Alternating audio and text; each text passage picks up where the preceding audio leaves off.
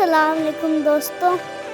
इस सीरीज में मैं आपको बताऊंगा एनिमल की आवाज को क्या कहते हैं।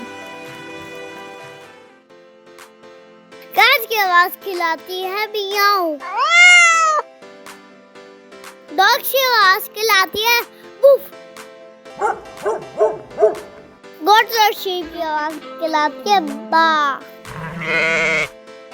हॉर्स की आवाज खिलाती है ने।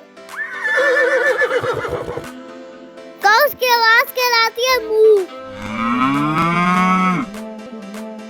चिकन्स करती हैं कलक।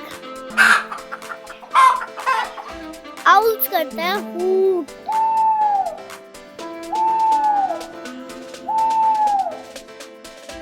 टर्कीज करते हैं गॉबल। डॉग्स करते हैं रिबिट।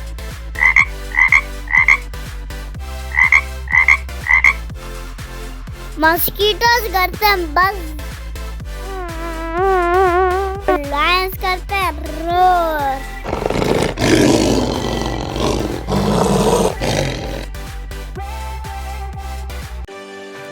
लाइक और सब्सक्राइब और बेल आइकन दबाएं।